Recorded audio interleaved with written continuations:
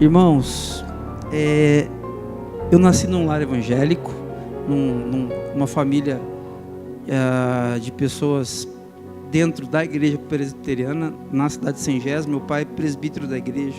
Eu cresci nesse contexto, como eu disse, participando, trabalhando, me envolvendo. E quando eu fiz 18 anos, eu fiz vestibular, entrei numa faculdade e fui fazer o curso de Direito. Quem que já está na faculdade? 1, 2, 3, 4, 5, 6, 7. Quem aqui já saiu da faculdade? Já está trabalhando aqui? 1, 2, 3, 4, 5, 6, legal. Gente, e essa fase, assim, ela é muito preciosa. Eu fiz Direito, eu advoguei por 8 anos, tempo integral. E eu fiz Direito, me casei com 25 anos e recém-casado, algumas coisas começaram a acontecer na minha vida e eu comecei a me lembrar de um desejo que eu tinha de servir a Deus tempo integral de quando eu era criança. Meu pai me deu minha primeira Bíblia, eu tinha 7 anos. 7 anos, uma Bíblia João Ferreira de Almeida corrigida. Excelente para uma criança de 7 anos ler. E eu lia essa Bíblia e eu lembro que eu pegava meus primos, 3, 4 primos assim, eu os obrigava a sentar perto de mim e eu ia contar umas historinhas para eles da Bíblia. E tinha um desejo de servir a Deus. Não tinha vontade de ser pastor especificamente, podia ser pastor, missionário, qualquer coisa, mas eu tinha vontade de servir a Deus tempo integral. Mas o tempo foi passando, eu fui para a faculdade de Direito, me formei, comecei a advogar. E esse desejo ele foi arrefecendo, assim, fui me envolvendo com o trabalho, com as questões profissionais. Mas em algum momento da minha vida, da minha história, quando eu estava com 28 anos, eu falei assim, eu acho que Deus está me conduzindo para fazer uma conversão, mudança de rota. E foi quando eu conversei com a minha esposa sobre a possibilidade de ir para o seminário. E aí, com 29 anos, eu comecei o seminário na cidade de Campinas e de lá para cá muita coisa mudou. Eu sigo com a minha OAB, com a minha inscrição ativa, mas faço uma coisinha ou outra só para não ficar totalmente fora da área, mas 150%, 200% focado na igreja. Mas por que eu estou contando essa história para vocês? Quando eu começo a faculdade de Direito, eu me apaixono pelo Direito, eu gosto muito de Direito. Eu gosto muito de estudar, eu gosto muito dessa área. E quando eu comecei a advogar, eu também comecei a gostar da área e eu pensava assim, eu vou viver o resto da minha vida fazendo isso aqui. Eu gosto muito disso aqui. E eu não queria também sair da minha cidade, lá no interiorzinho, na cidade de Sengés, eu não queria sair de lá, a minha família está lá, a família da minha esposa está lá, os meus amigos, toda a minha vida está lá. Mas houve um momento que parece que Deus... Ele falou assim, Carlos, eu não estou fazendo isso aqui na sua vida. Eu, seu pai, estou fazendo outra coisa em você e quero fazer outra coisa a partir de você. Isso que você está fazendo aí é legal, mas eu quero que você faça outra coisa. Pai, o que o Senhor está fazendo em mim? Quero que você saia com essa pergunta aqui hoje. Pai, o que o Senhor está fazendo em mim e quer fazer através de mim? Vamos para o texto? Evangelho de João, capítulo 5, verso 1. A palavra de Deus diz assim: passadas estas coisas, havia uma festa dos judeus e Jesus subiu para Jerusalém. Ora, existe ali junto à porta das ovelhas um tanque, chamado em hebraico Betesda, o qual tem 5 pavilhões.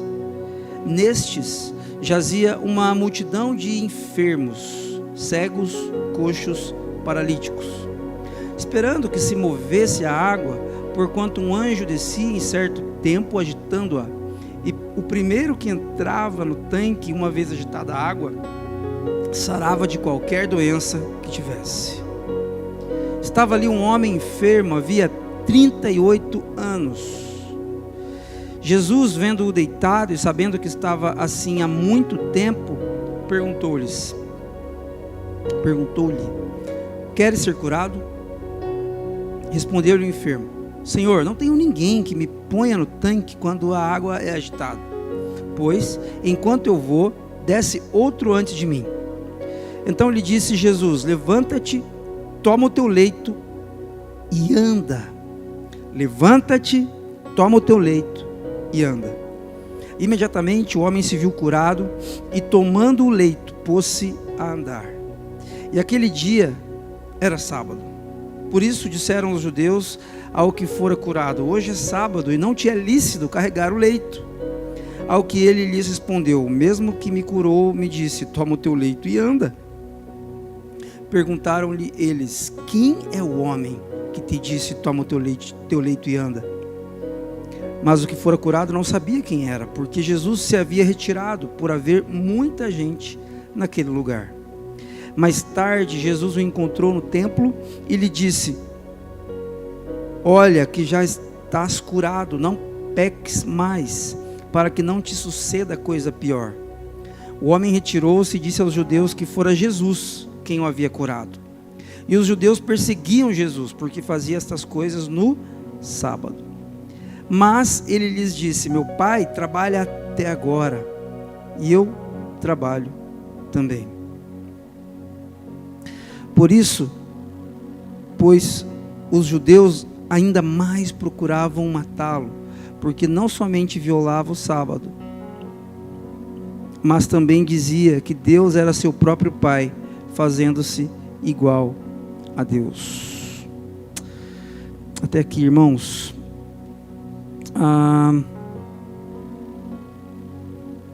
Não, versículo 19, desculpa, é que aqui na Bíblia que eu emprestei do nosso irmão Diógenes, tem um subtítulo aqui separando, mas o verso 19.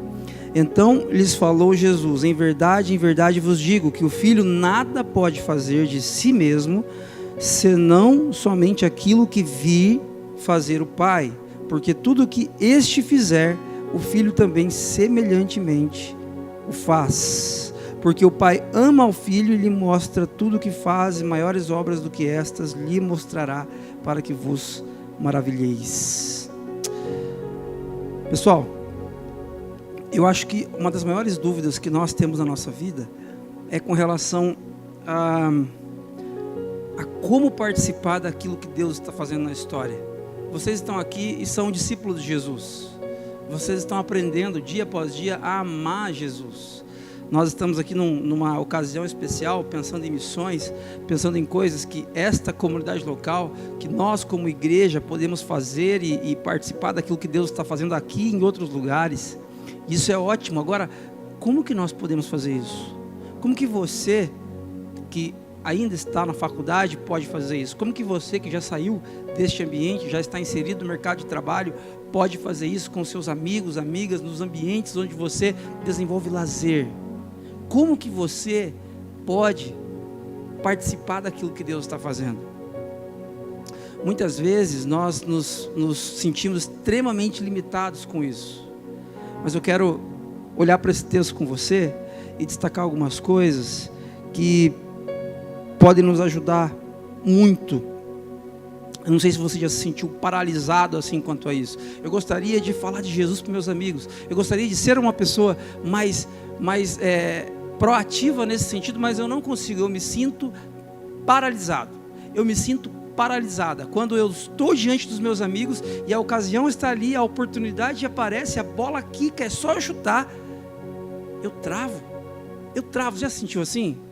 Eu já me senti muito assim, especialmente no ambiente universitário, especialmente quando eu tinha uma certa insegurança de falar algo e de não ser aceito naquele ambiente.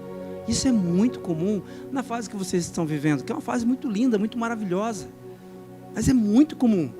É muito comum, à medida que você se casa, à medida que você alcança a casa dos 30, passa da casa dos 30, provavelmente essa preocupação ela vai ficando um pouquinho de lado, e você vai falando o que está na sua cabeça, porque você já não se importa tanto assim com a aceitação do outro. Se importa bastante, mas eu diria que nessa fase que vocês estão, isso não é só importante, isso é imprescindível. Vocês querem ser aceitos nos ambientes de amizade que vocês têm, e está tudo bem, isso não é um problema.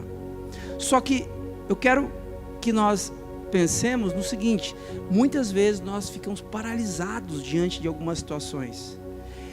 E paralisado era como esse homem estava. O texto fala que ele estava paralisado, ele era coxo, paralítico. Eu tenho 41 anos. Fazia 38 anos que ele estava paralítico. Não sei se ele tinha 38 anos. Provavelmente não. Provavelmente ele tinha mais do que isso, mas havia 38 anos que ele estava nessa condição. Você já ficou doente 1 semana? 2 semanas? Eu fiz uma cirurgia no joelho. Esses atletas meia boca, sabe? Bem meia boca. Aí estourei o joelho, fiz uma cirurgia, fiquei 1 mês sem poder andar. Fiquei 1 mês sem poder andar, deitado.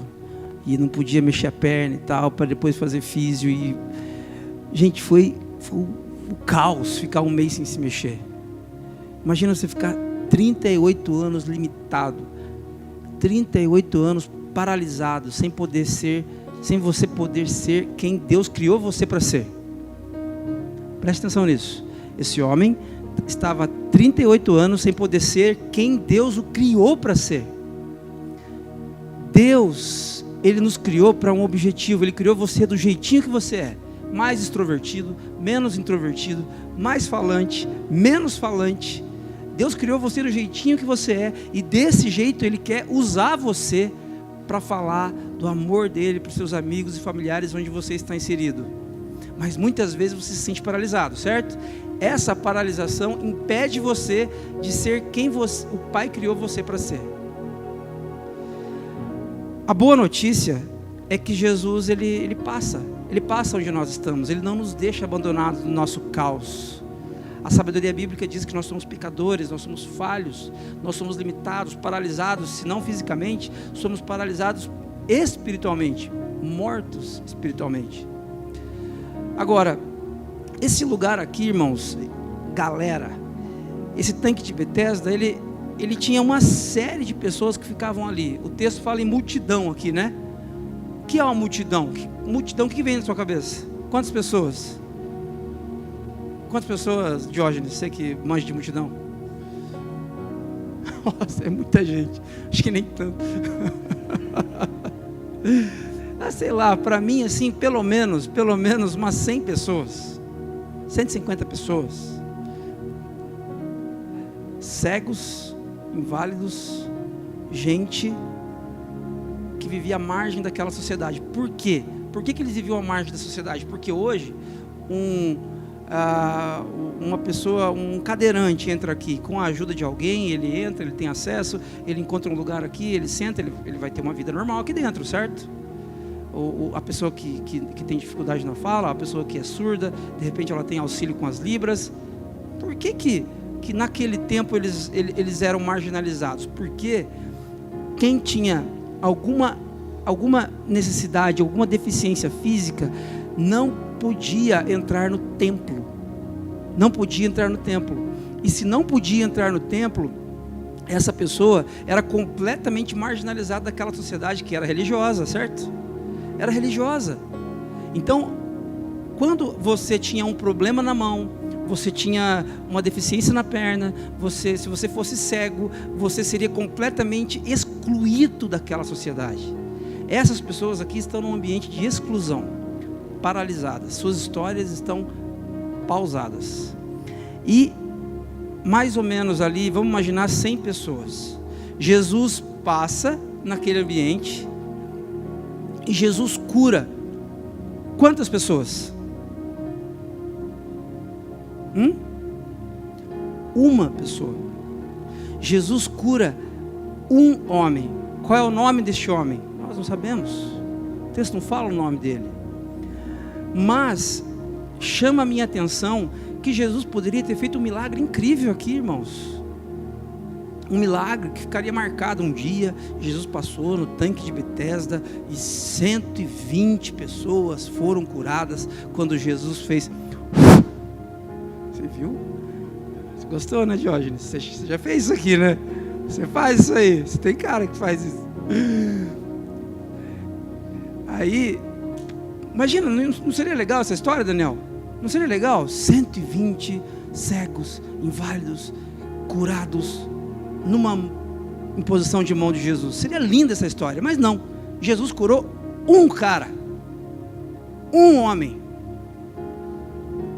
com uma história paralisada. Gente, eu não sei como que você chega aqui nessa noite, como está o seu coração, como está a sua mente. O que eu sei é que você está sendo abençoado por Deus aqui nessa noite e está sendo abençoado por Deus ao longo da sua jornada. E eu quero lembrar você que bênção não é algo para você, nunca é. Bênção na Bíblia nunca é algo para mim, é algo através de mim. Nunca é uma atividade fim, é sempre uma atividade meio. Por exemplo, o povo de Israel. O povo de Israel ele é escolhido a partir de Abraão lá em Gênesis 12. E a Bíblia fala assim, que Abraão foi escolhido para que por meio dele surgisse uma nação, que fosse luz para as nações. A bênção não é Abraão ou Abrão ainda naquele momento, ser abençoado e ser obeso espiritualmente de tanta bênção. Não. A bênção é por meio de Abraão, outras pessoas serem abençoadas. Você ser abençoado não é sobre você, é sobre as pessoas que estão ao redor de você. É sobre outras pessoas conhecerem o amor, a graça de Jesus e momentos como esse aqui tão gostosos. Agora, nós ficamos paralisados. Nós ficamos paralisados. Talvez você tenha alguma dificuldade de falar de Jesus para os seus amigos e familiares, como eu mencionei anteriormente. Mas deixa eu te falar uma coisa. Se eu perguntar para você assim, conta para mim a sua história. Conta para mim a sua história. Quem são seus pais? Onde você nasceu? Sua família como é que é o almoço de domingo na sua casa? Muito barulho, pouco barulho, muita gente, pouca gente. Conta a sua história. Você vai saber contar? Você vai saber contar. Falar a respeito de Jesus é falar sobre o que Jesus está fazendo na sua vida. E eu quero nesta noite pedir para Deus nos curar aqui dessa paralisia que todos nós temos muitas vezes. Olha o que Jesus faz. Jesus, ele, vendo-o deitado, versículo 6, sabendo que estava assim há muito tempo, perguntou-lhe: queres ser curado? Gente, é uma pergunta que se faz? É uma pergunta que se faça, reverendo? Não é. Como é que você faz uma pergunta dessa para um coxo há 38 anos naquela condição? Mas a pergunta de Jesus é muito profunda. A pergunta de Jesus é existencial. Quem aqui se sente paralisado para falar de Jesus para essas pessoas, para os amigos, para as amigas? Vai. Eu me sinto também, vai. Quem se sente? Jesus pergunta para você nessa noite: você quer ser curado? Você quer ser curado disso? Mas você quer mesmo? Você quer ser curado disso mesmo? Você quer desenvolver uma coragem? Não assim, vai mudar de perfil. A pessoa é introvertida, passou a ser extrovertida e agora fala com todo mundo. Não é isso, gente. Mas você vai aproveitar as oportunidades que Deus vai dar para você contar o que Jesus está fazendo na sua história, porque da sua história você manja. Você quer ser curado mesmo? Você quer ser curado de verdade? Respondeu-lhe o enfermo: Senhor, não tenho ninguém que me ponha no tanque quando a água é agitada, pois enquanto eu vou, desce outro antes de mim. Existiu uma lenda ali. As cidades, elas tinham tanques, e esses tanques eram abastecidos por aquedutos, e quando entrava ar no tanque da região sul, esse ar ele ia passando pelos dutos, e quando ele saía no tanque da região leste, da região norte, borbulhava ali. E quando isso acontecia, aquelas pessoas bárbaras de uma cultura muito rasa achavam que aquilo ali era algo sobrenatural acontecendo, e o primeiro que se lançasse lá seria curado. E esses caras estavam olhando para o lugar errado. Eles, em vez de olhar para os céus, para o Deus que pode fazer todas as coisas, eles olhavam para o tanque. Eu quero convidar vocês nessa noite a não olhar para o tanque, Ao não olhar assim, eu preciso ler um livro sobre como ser mais proativo. Eu preciso ler um livro, ou preciso fazer um curso, eu preciso aprender os 5 passos sobre como compartilhar de Jesus com meus amigos e familiares. Esquece. Não é sobre isso. Não é sobre o tanque. Jesus, eu acho interessante que Jesus ignora o que ele falou. O que ele falou foi tão besta, foi tão nada a ver, que Jesus ignora. Jesus não fala, não é isso, não é o tanque. Não, Jesus fala, levanta-te, toma o teu leito e vai. E vai viver a vida normal. Levanta-te, toma o teu leito e anda, vai viver a vida. Vai trabalhar, vai constituir família, vai ter tempo com seus amigos, vai viver a sua vida.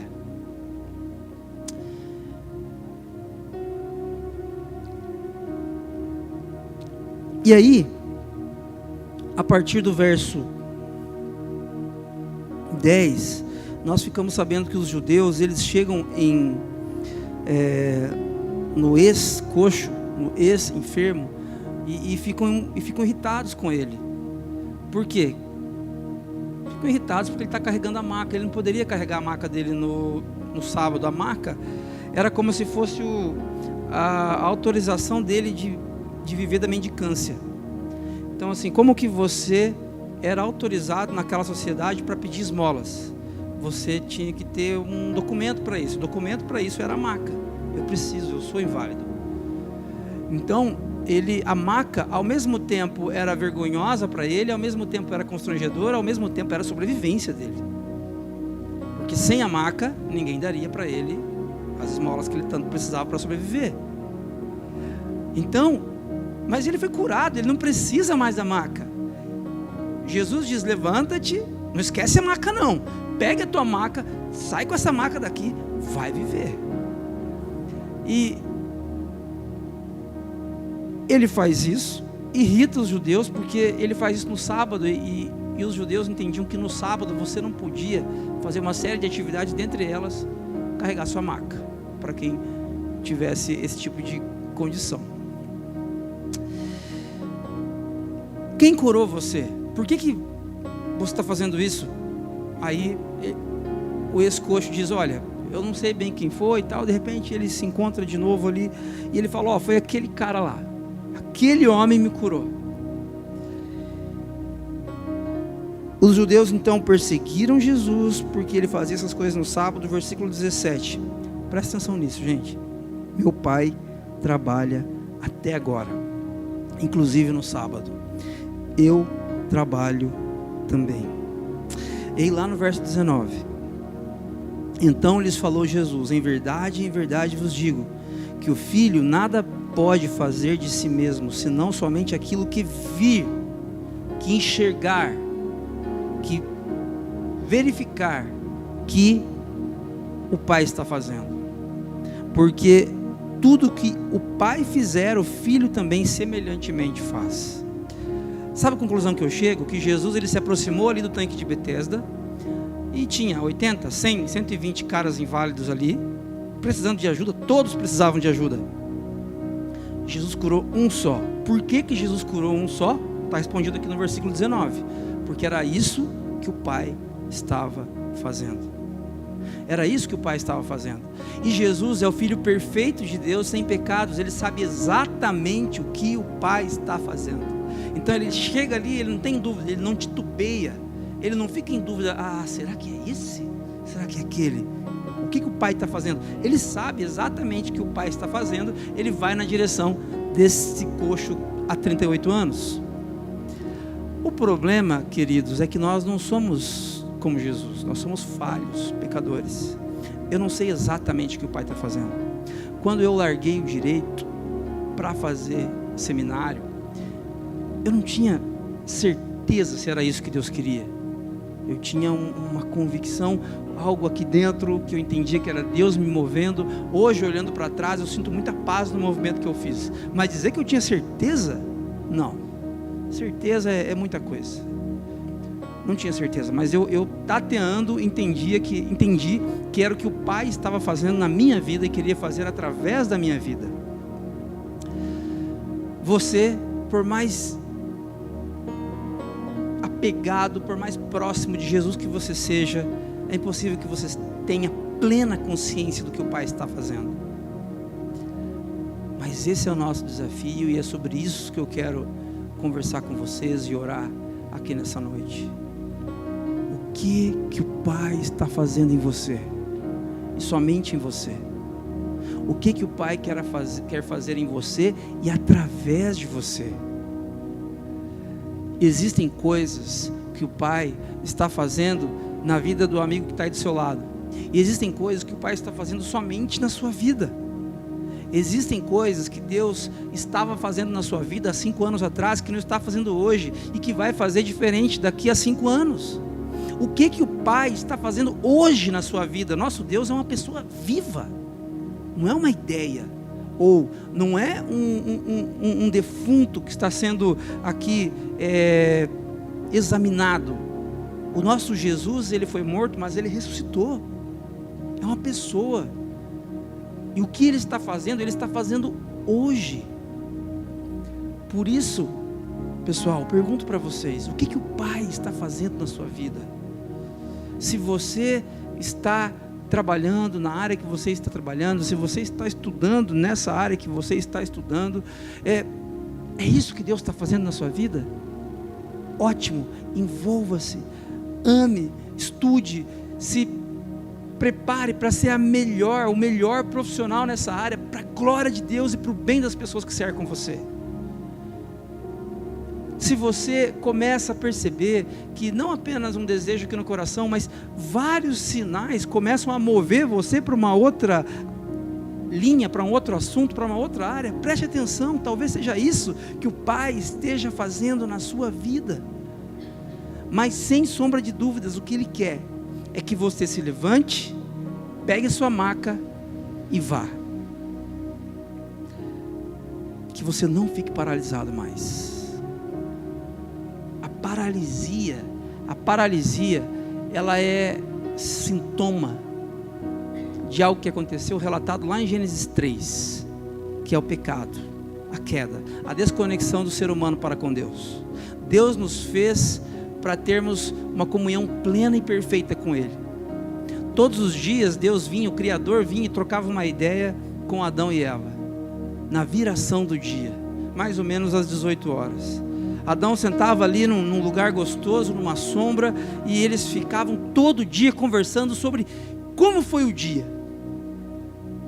Até que um dia, Eva aceita a proposta da serpente, Adão fica ali quietinho do lado, come também.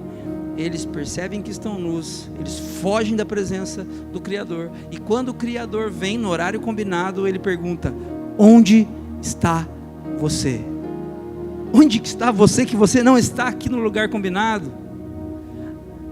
Depois desse momento aqui surgem as paralisias físicas, as paralisias emocionais, as paralisias espirituais. Se você tem um jeitinho um pouquinho mais introvertido, gosta de ouvir mais, falar menos, está tudo bem. Isso não é um problema. Mas deixe Deus curar a paralisia que há em você quanto à missão que temos, que todos nós temos. Não é coisa do pastor, não é coisa dos presbíteros, dos diáconos, dos líderes da música aqui, não. Essa missão é de todos nós, discípulos de Jesus, escoxos. Levantem-se, tomem a maca de vocês e vão viver a vida não mais paralisados. E não mais paralisados. Contem o que Jesus fez com você. Engraçado, porque esse ex-coxo, ele contou. E porque ele contou, foram atrás de Jesus. Eu fui curado, eu estou bem. Quem curou? Jesus. É isso. Talvez esse ex-coxo fosse uma pessoa absurdamente introvertida, vergonhosa, não gostasse de conversar, mas isso ele soube falar. Ele falou: eu fui curado, aquele lá me curou. Eu quero desafiar você nessa noite a conversar com Deus e a perguntar: Pai, o que você está fazendo em mim? Pai, o que você quer fazer a partir de mim? Segunda-feira de manhã, para onde você vai? Você vai para o trabalho? Você vai para a escola? Você estuda à noite? Sua faculdade é à noite? Enfim, para onde você for na segunda-feira, lembre-se disso. Você não precisa mais viver uma vida de paralisia. Você pode se levantar, você pode pegar a sua maca, que é a sua vergonha. Você pode pegar a sua maca, que é a sua história. Talvez você, assim como eu, foi um adolescente extremamente problemático. E aí você tem um pouquinho de vergonha de falar para os seus amigos, porque eles conhecem o seu passado. Não tem problema. Pega a sua maca, esquece a sua maca, esquece o seu passado. Levante-se e vá, não tem mais paralisia. O que o Pai está fazendo na sua vida hoje? É específico, é na sua vida, é na sua história, e que Ele quer fazer através de você. Existem pessoas que o pastor Luciano aqui se conecta na mensagem aqui quando ele está pregando, e que ele se conecta durante a semana, mas existem amigos, amigas de vocês que só vocês se conectam, que só vocês têm contato com eles, que só vocês têm abertura para o coração deles. Deixa Deus usar você, deixa Deus usar a sua vida para a partilha do amor de Jesus com quem ainda não conhece desse maravilhoso Jesus Cristo que nos alcançou e a quem nós servimos. Quero convidar você a fechar os seus olhos. Queria orar com você.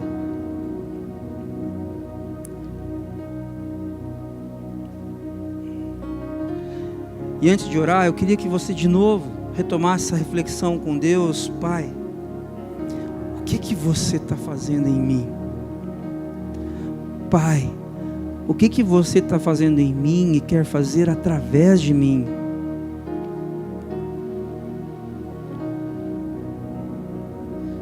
Converse com Deus sobre a sua maca. Talvez o seu passado, talvez algo que você fez de errado, talvez a sua criação, talvez complexos que você tenha, talvez a sua introversão, talvez medos que você tem de não ser aceito. Converse com Deus sobre a sua maca. Converse com Deus sobre as suas ideias equivocadas a respeito do tanque de água. Pai, o que você está fazendo em nós e quer fazer através de nós? Humildemente, Deus, nós perguntamos isso nesta noite. Senhor, nós somos tão paralisados. Temos saúde, estamos aqui neste sábado, juntos, desfrutando de vida, do ar, do dom da vida que o Senhor nos deu, mas somos tão paralisados, tanto quanto aquele ex-coxo de 38 anos de paralisia. Nós temos muita dificuldade, Deus, de participar daquilo que o Senhor está fazendo. Nós temos muita dificuldade, Deus, de caminhar na direção das pessoas que precisam e compartilhar daquilo que o Senhor está fazendo em nós, de compartilhar da nossa história. Jesus, cura-nos nesta noite, cura-nos da paralisia, nos ordena que nos levantemos. Ajuda-nos, Deus, a deixar essa maca em algum lugar, porque não precisamos mais dela, não precisamos mais das desculpas, não precisamos mais dos medos, não precisamos mais dos complexos. Ajuda-nos, Jesus, e envia-nos, por favor. Faz isso, Deus. Enche meus irmãos e minhas irmãs aqui tão jovens de convicção daquilo que o Senhor está fazendo em suas vidas. Coloca mais um sentimento de paz na direção de algo que o Senhor já está falando a elas, e continua falando, continua testificando, para a glória do Senhor e para o bem dos nossos amigos que ainda não estão aqui. Faz isso, Pai, em nome e por amor de Jesus.